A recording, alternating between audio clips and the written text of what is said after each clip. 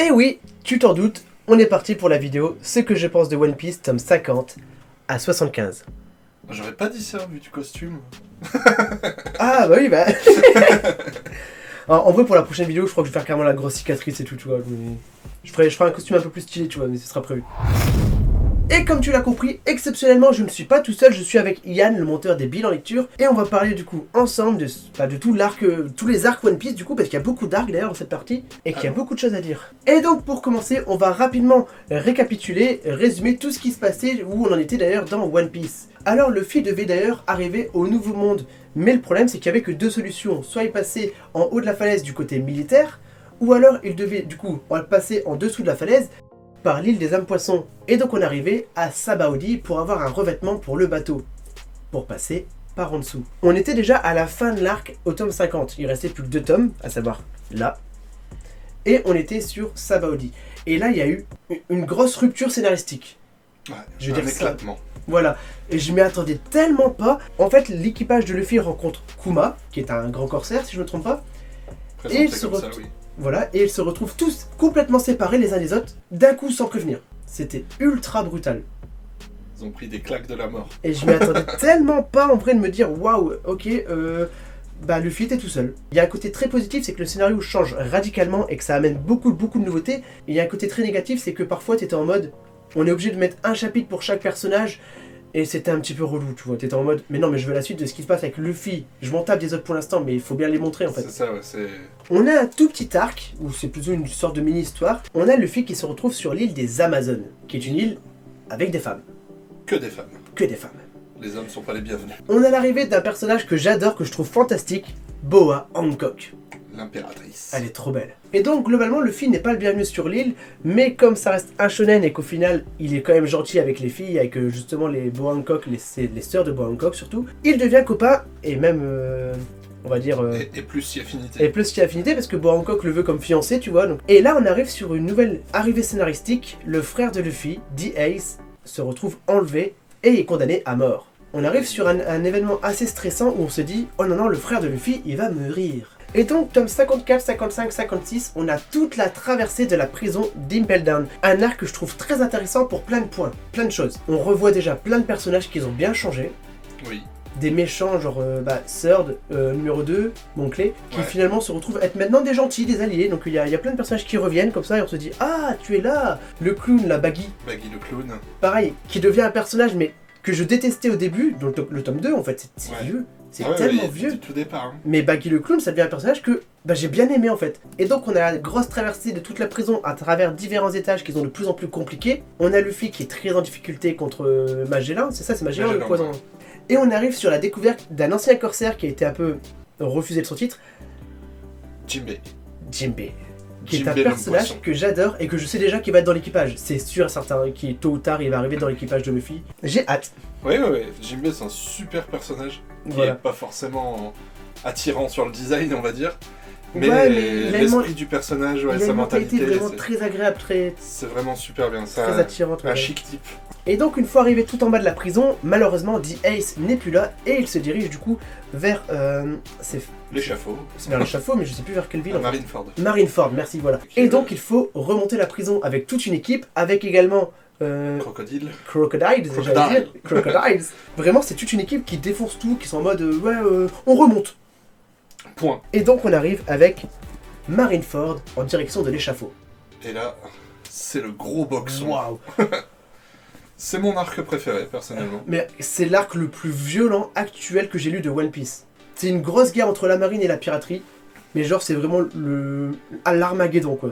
Bah, de toute ça façon, explose de partout. C'est ça, c'est Barbe Blanche et toute sa flotte d'un côté, contre la marine et tous les amiraux de l'autre côté, avec tous les Shichibukai.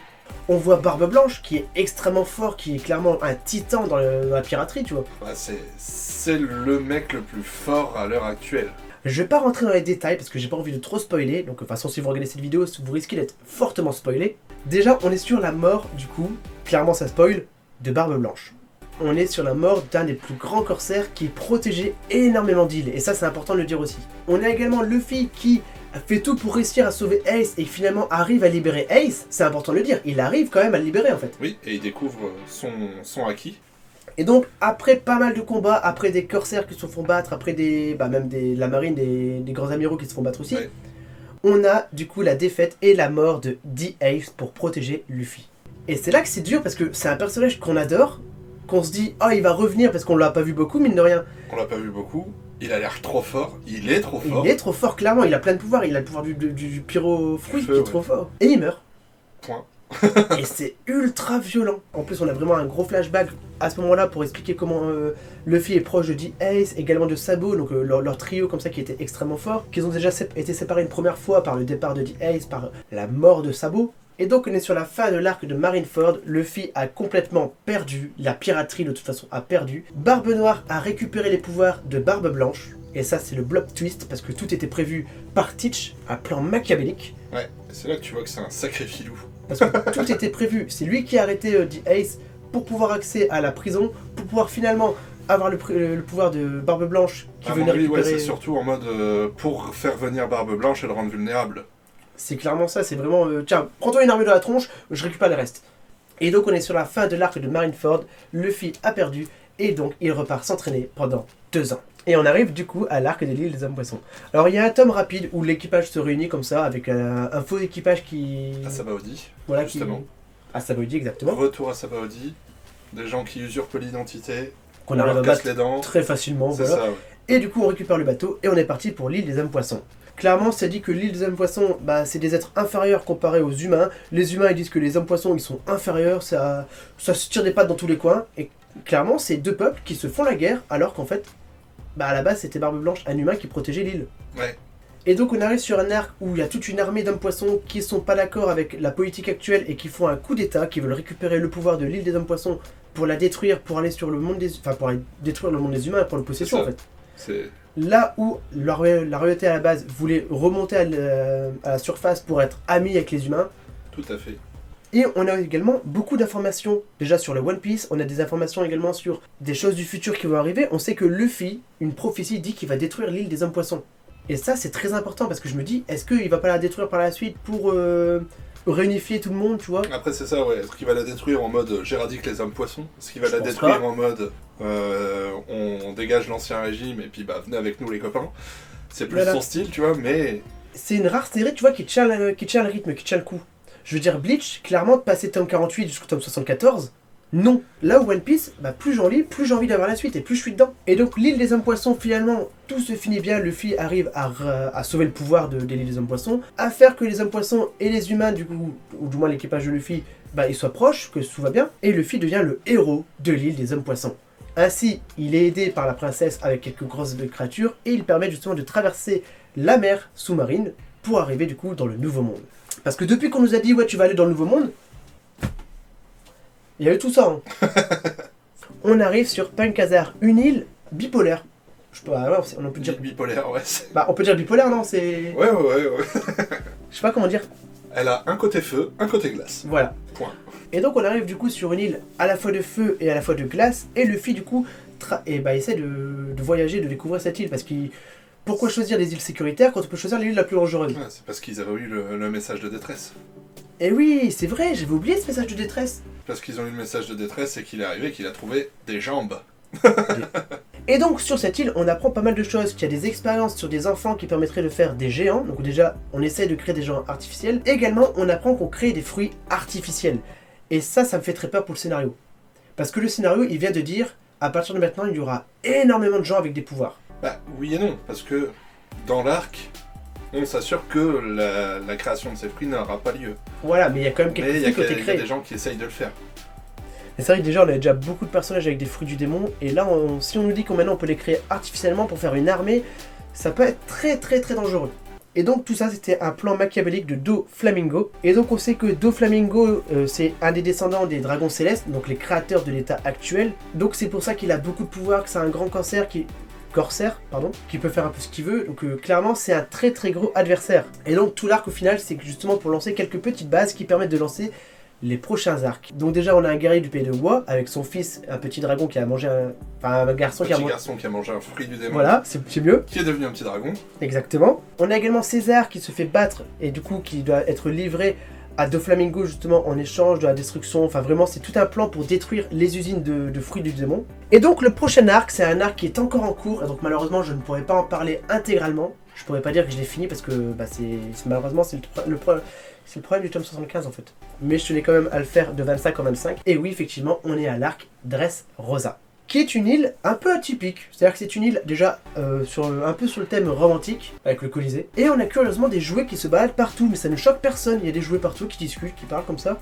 Et on a du coup 2 trames scénaristiques dans le même arc. On a le côté où il faut livrer César à Doflamingo, il faut essayer de battre Doflamingo. Et on a Luffy qui se rend compte, c'est un piège de Doflamingo, que le fruit de son frère dit Ace est à gagner au Colisée. Dans tous les mangas, t'as toujours un tournoi, et effectivement, je me disais, dans One Piece, c'est vrai qu'il y échappe, il n'y a pas le classique du tournoi, et bah finalement, si, il y a un gros tournoi avec Luffy qui participe.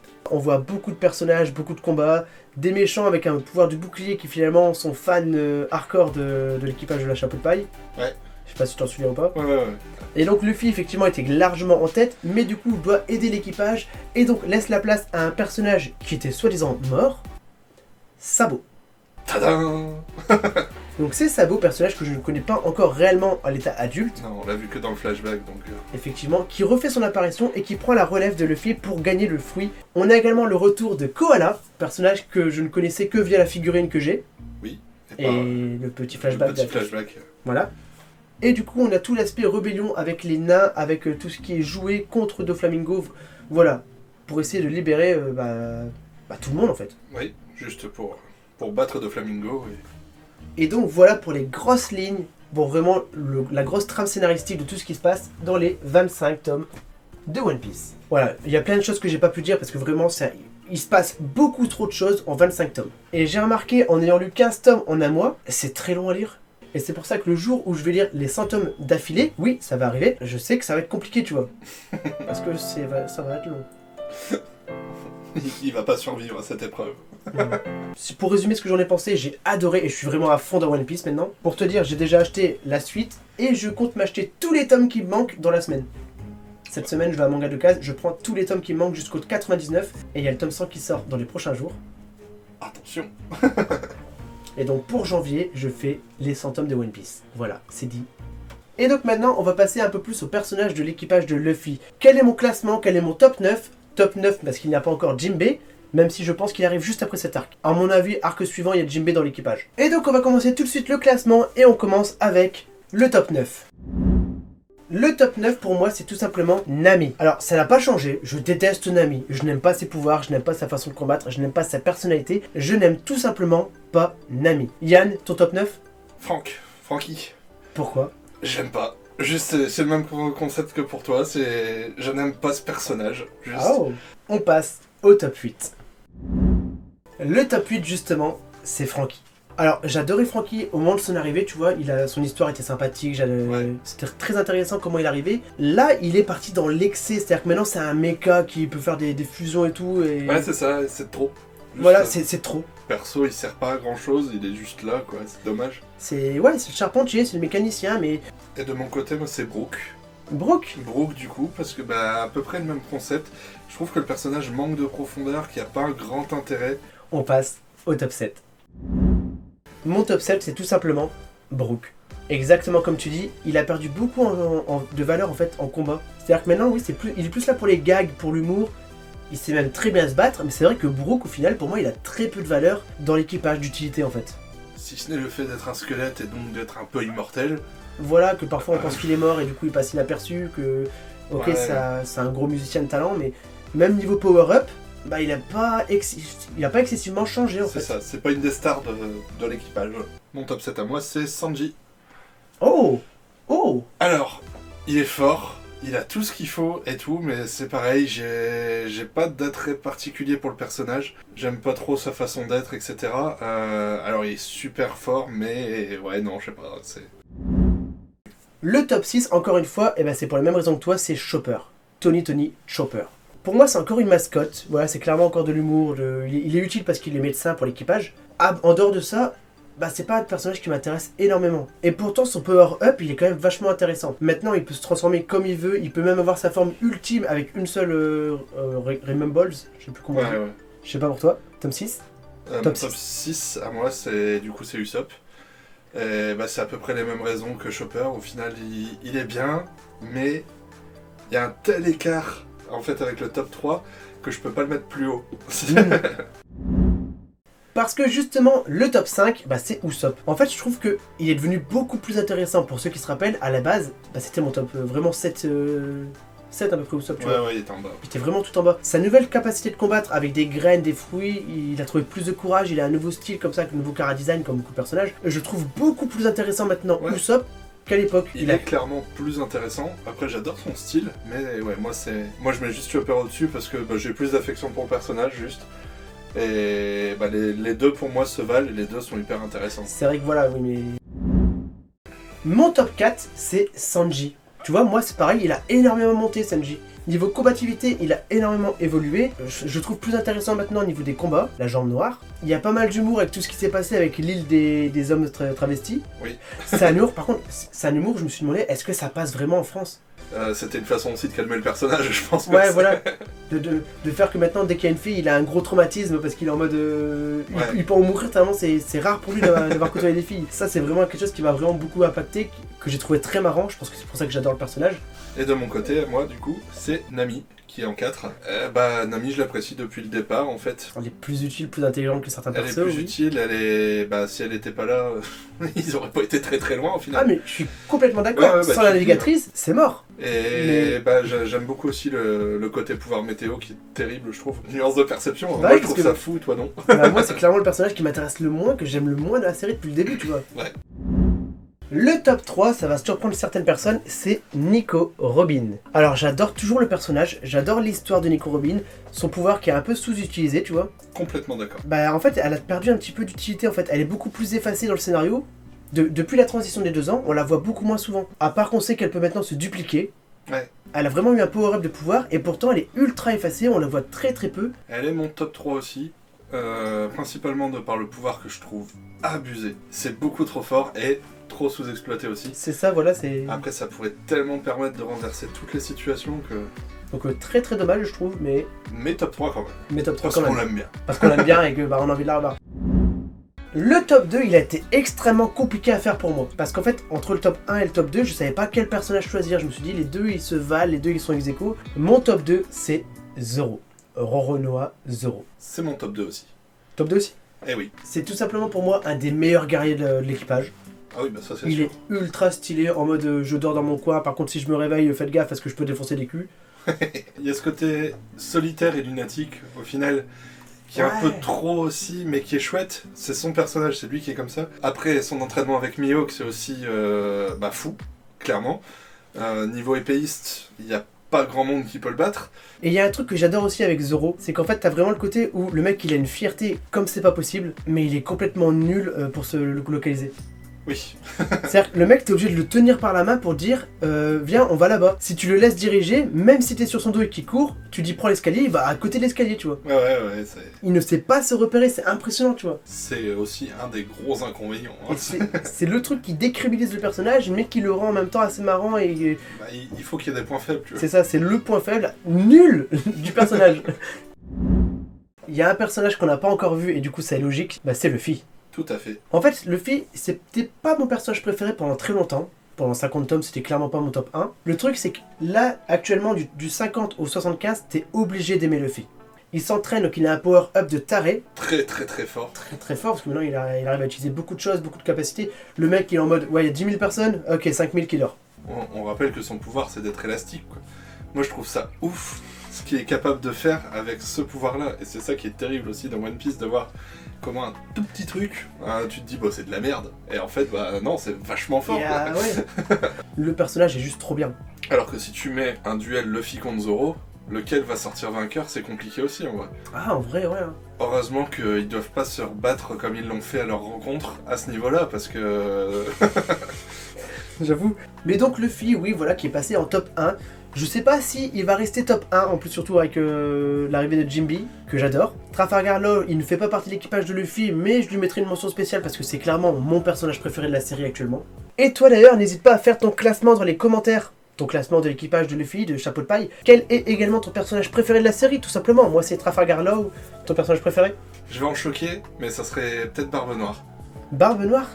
Parce que le mec, il est beaucoup trop fort. Après, c'est vrai que c'est le premier à avoir 2 fruits du démon. Ouais, c'est ça. Il a 2 pouvoirs en même temps. Bah, en vrai, ouais, vu qu'on va commencer à attaquer maintenant la guerre contre les... C'est pas les grands corsaires, c'est les empereurs. Ouais. Et il va arriver un moment ou l'autre où effectivement on va se battre contre Big Mom, contre Chunk et contre Barbe Noire. Là, il y aura le 4ème en premier d'ailleurs, je connais même plus son nom, mais c'est le prochain combat que je vais voir. Voilà, il va arriver le moment où il y aura Luffy contre Barbe Noire et je pense que ça va être un des gros combats finaux de la série si c'est pas déjà fait parce que je vous rappelle que je suis à peine au 75. Ouais. Et pour te dire, quand je voyais la figurine de Luffy avec sa forme ultime, je pensais en fait qu'il avait mangé un 2ème fruit du démon. Donc ce serait vraiment 2 fruits contre 2 fruits et en fait non pas du tout, c'est juste que il est devenu plus fort. Ouais, ce qui me fait aussi un peu triper avec Barbe Noire, c'est que tu te dis il a réussi à prendre le 2ème fruit, qu'est-ce qui pourrait l'empêcher d'en prendre d'autres? Et t'as moyen d'avoir un truc mais... Tu vas faire un personnage ultime, c'est un peu comme dans Heroes, le gars qui voulait les pouvoirs des autres. Voilà, en tout cas très très bon passage du tome 50 au 75, la série One Piece, clairement pour moi c'est un chef-d'œuvre maintenant. Ouais, elle est vraiment cool. Je suis rentré dedans, voilà, si je refaisais un top manga, ça pourrait être dans mon top 10. Ce qui est quand même fort, hein, parce que One Piece ça a été très longtemps pour moi une série en mode c'est sympa, mais clairement c'est pas, voilà, c'est clairement à lire de temps en temps. Là c'est clairement, je veux dire, une de mes priorités quand même, de rejoindre les tomes 100, tu vois. Ouais. Et donc c'était la vidéo ce que je pense de One Piece tome 50 à 75 en compagnie de Yann. C'est moi-même. Merci beaucoup d'être venu. Mais de rien. C'est vrai que ça fait plaisir d'avoir un petit avis extérieur et tout. N'hésitez pas à me dire vos avis justement des différents arcs et tout. Sur ce, je vous souhaite une bonne soirée. Je vous dis à demain pour une nouvelle vidéo. A tout de suite pour la vidéo du calendrier de l'Avent. Et ouais. Salut tout le monde. Tout le monde.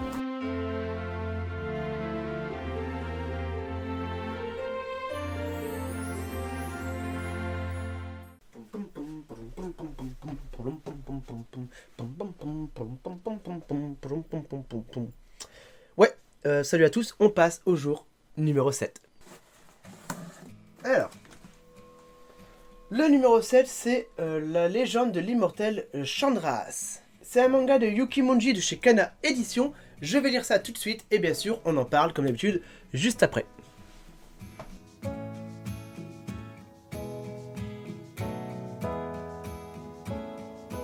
Au cours de cette semaine, on aura vu à peu près tous les types de mangas. On a vu des mangas tranches de vie, des yaoi, des mangas thriller action, des mangas isekai.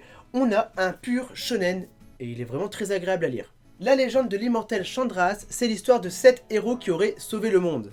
Sauf qu'on va commencer par suivre l'histoire de Himalaya, la fille de l'un des 7 héros qui aurait été abandonnée, rachetée en tant qu'esclave, en tant que chasseuse de dragons. Parce que oui, à la base, c'est des chasseurs de dragons. Ce qui est tout de suite déjà moins héroïque. Abandonner sa fille, tu vois, c'est pas super sympa. Et un jour, il y a un jeune garçon qui va tuer les maîtres de la fille, parce que c'est une esclave, et qui va tout faire pour essayer de tuer cette fille. Là, tu te dis, la fille, elle a vraiment une vie de merde. Elle est esclave, pas beaucoup de nourriture, et on veut la tuer. Alors pourquoi on veut la tuer? Tout simplement parce que le personnage qu'on a sur la pochette était en fait l'un des 8 héros de la légende, et il a été assassiné par les 7 autres héros. Voilà, on est sur une histoire de vengeance. Son objectif, c'est tout simplement de tuer tous les personnages reliés à la légende de Chandras. Ça me fait beaucoup penser à 2 choses. Alors, ça me fait penser à Uberblade, tout simplement, et à Soul River Legacy of Kain. Vous savez que je suis fan de la saga PS1, qui était sur PC à l'époque aussi d'ailleurs. L'histoire d'un mec qui part en guerre fratricide pour tuer tous ses anciens compagnons. C'est globalement l'histoire de la légende de Chandras. C'est clairement un shonen défouloir, beaucoup d'action, il est ultra bien. Pour l'instant, il n'y a pas vraiment de mangas qui m'ont déçu, je l'avoue. Mon préféré, ça reste Chilling Life, que j'ai adoré lire hier. Mais la légende de Chandras, de Yuki Monji, de chez Kana Edition, très très bon petit shonen. N'hésitez pas à me dire si ça vous intéresse ou pas, lequel pour l'instant des 7 mangas, parce qu'on a vu 7 mangas cette semaine, pourrait le plus vous intéresser. On se dit à demain pour une nouvelle vidéo. Salut tout le monde.